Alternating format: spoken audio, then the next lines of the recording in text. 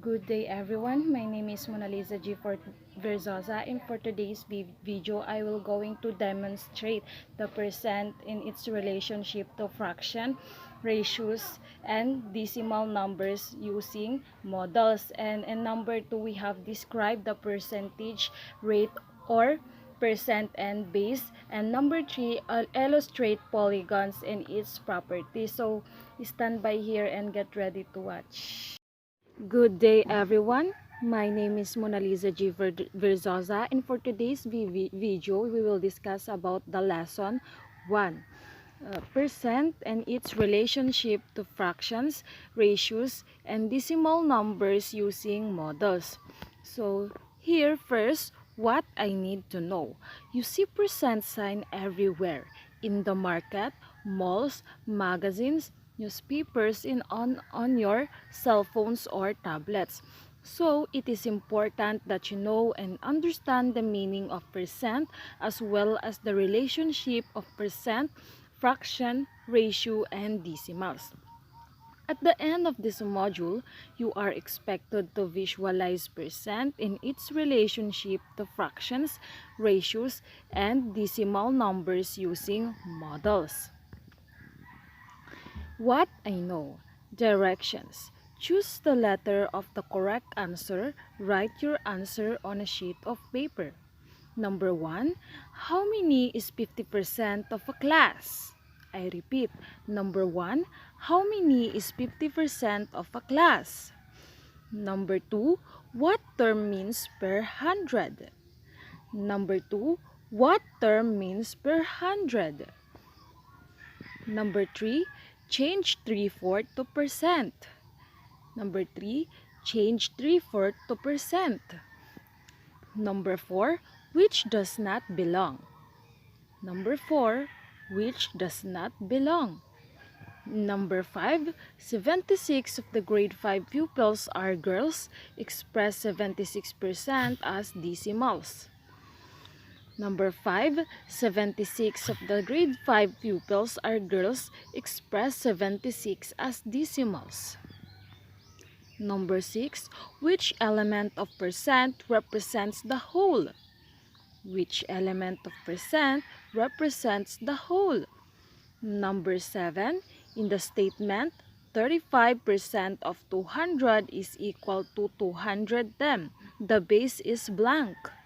Number 7. In the statement, 35% of 600 equals 210. The base is blank. Number 8. Which element of percent has the percent sign? Which element of percent has the percent sign? Number 9. In a 50-item test in elementary mathematics, Mikey got 35 items correct. What percent of the items did she miss? What is the missing element? In a 50-item test in elementary mathematics, Mikey got 35 items correct. What percent of items did she miss? What is the missing element? Number 10. What is the missing element and the problem? Chris collected 10 cans of food. If he is 50% complete with his final goal, how many cans does he want to collect? What is the missing element in the problem? Chris collected 10 cans of food. If he is 50% complete with his final goal, how many cans does he want to collect? In Lesson 1, Relationship of Percent, Fractions, Ratios, and Decimals, it was in the 15th century when the idea of percent began. It became from the Latin word percentum, which means for every 100. A percent is a ratio of a number to 100. It is represented by the symbol. What's in? Directions. Complete the table by writing the number word in fraction and decimal forms. Write your answer under the proper column. Do it on a sheet of paper. Number word. Number 1, 82 hundredths. 2, 75 hundredths. 3, 2 hundredths. 4, 15 hundredths. 5/900. So in column number 2 and 3, you will going to rewrite the number word and change it to the fraction and decimal. So 82 hundredths in number word in fraction, 82 over 100 in decimal, 0.82. Number 2, 75 hundredths in fraction, 75 over 100 in decimal, it will be 0.75. 2 hundredths fraction will be 2 over 100. The decimal will be 0.02. 15 hundredths fraction, 15 over 100, decimal 0.15. In number 5, 9 hundredths fraction, 9 over 100, in decimal 0.09. What's new? Read and understand the problem. Luis and Ernie earned 100 pesos for selling junk. They give 73 pesos to their mother and spent 27 pesos to buy candies. What percent of their earnings did they give their mother? What percent did they spend? So in this problem, there is a question. How did Luis and Ernie earn money? How much did they earn? How did they spend their earnings? So the figure below represents Luis and Ernie's earnings and savings. The 100 boxes show the total earnings, while the 73 shaded boxes represents the amount given to their mother. So we have in the shaded part, we have 73 out of 100. So it will be written as the percent will be 73%. Ratio is equal to 73 is 100. Fraction is 73 over 100. And decimal will be 0.73. What is it?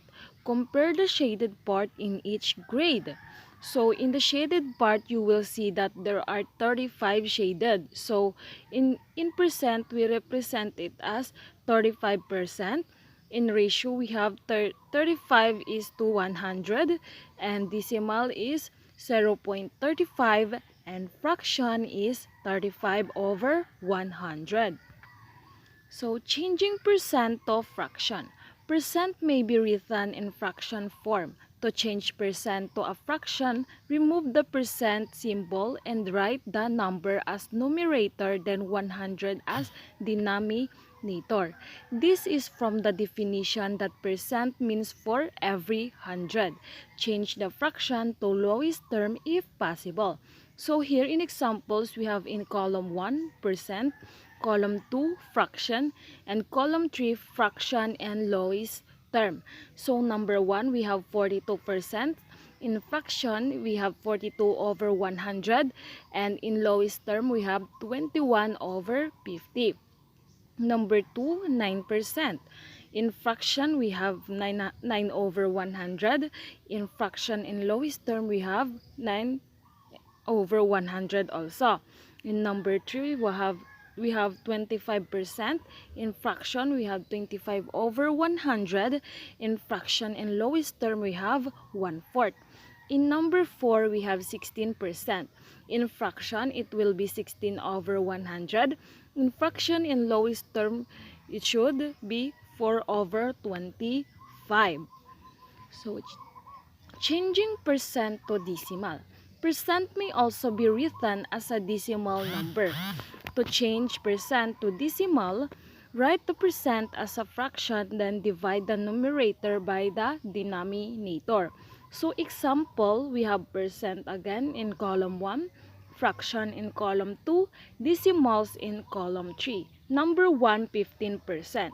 So how do we get 15%? So 15 over 100 in fraction, and decimals will be 0.15. So what will be happen?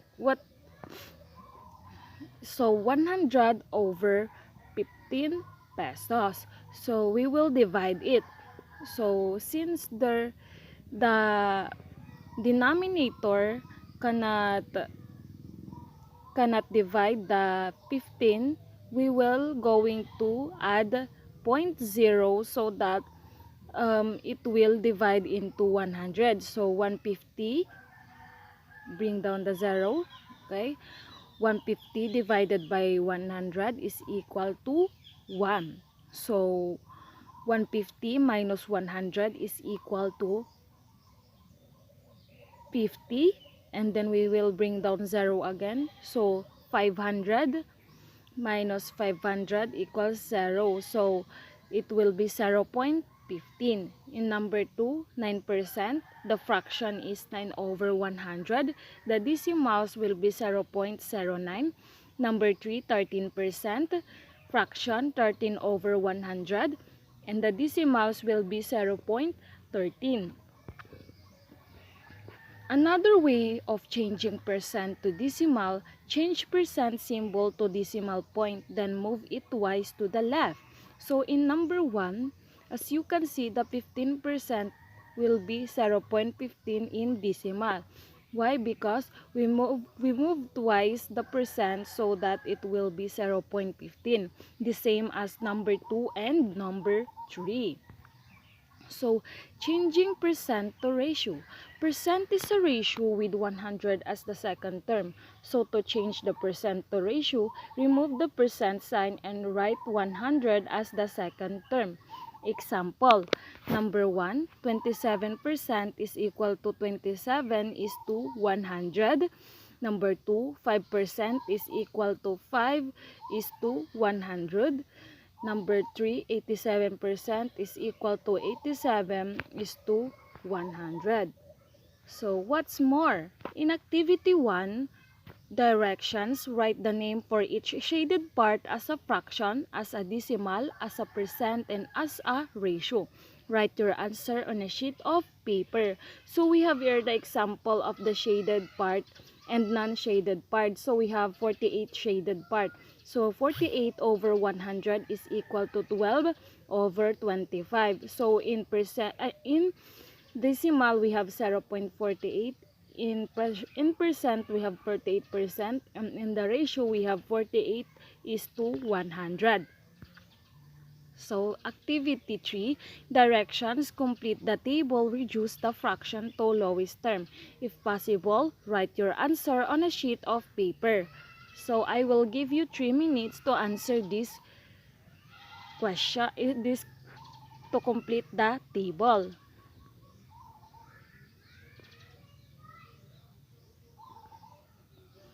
What I have learned. So directions, fill in the missing words to complete the meaning. Choose your answer from the choices given inside the box. Copy and answer on a sheet of paper. So we have here the box, and inside the box there are choices. Percent means per 100% can be written as a ratio with 100 as the second term or a fraction with 100 as the denominator. It can also be written as a decimal number. So, to change percent to fraction, remove the percent sign and write the number as the numerator, then write 100 as denominator. Change the fraction to blank term. In writing percent to a decimal, remove the percent sign, then move blank twice to the left. In changing decimals to blank, we move the decimal point twice to the right and affix the percent sign. So I have already told the two answer, and you will going to answer the number 3, 4, and 5. Describe percentage, rate, or percent, and base. Definition. The percent, base, and rate are connected with one another in terms of computation. To find the percentage, multiply the base by the rate. Remember that the rate must be changed from a percent to a decimal before multiplying. Can be done rate times base equals percentage. In summary, percentage defined as P is equal to base times rate, the result obtained when a number is multiplied by a percent. In base is equal to P or percent over rate, the whole in a problem, the amount you are taking a percent of. Rate is equal to percent over base. The ratio of amount to the base, it is written as a percent. In this concept of percent, base, and rate, the meaning of percentage is that the result obtained when a number is multiplied by a percent. Rate, the ratio of amount to the base, it is written as a percent. Base, the whole in a problem, the amount you are taking a percent of. How to solve for percent, rate, and base? Identify the given first, then identifying the formula you need to use. What is 15% of 200? So, the rate is 15%, the base is 200. So 15% is the rate because it has a percent symbol, and 200 is the base since it is followed by of. What is 15% of 200? Since we identified rate and base on the given, we are finding for the percentage. Thus, the formula to use is P is equal to rate times base. So the P here is the percent. So percent is equal to 15% times the 200 is the base. So 15% times 200 is equal to 0.15 times 200. So the P is equal to 30. So that is the simple way on how we use the concept of percent, base, and rate. Thank you for watching. Illustrate polygons and its properties. So here, we have here the identifying polygons. So a polygon can have 3 or more sides. So we have here the regular polygons. All sides are equal length and all internal angles are equal. So we have here the 3 sides triangle, which is the regular, 4 sides quadrilateral, rectangle or square, 5 sides pentagon, 6 sides hexagon, 7 sides heptagon, and 8 sides octagon. So examples of irregular polygons, any polygon that is not regular. So it means that if it is not regular, it means that the sides of length and all internal angles of the polygons are not equal. So the examples of irregular polygons are triangle also, quadrilateral, pentagon, hexagon, heptagon, and octagon. So in concave polygons, here we have at least one internal angle greater than 180 degrees. So in convex polygons, we have here the no internal angles greater than 180 degrees. All regular polygons are convex. So in complex polygons, we have a line that crosses another line. Normal polygon rules may not apply. So the examples of shapes that are not polygons are circles, any shape that includes a curve, any shape that isn't closed, three-dimensional objects. So this is how we identify polygons and what is the property of polygons for us to have a simple understanding.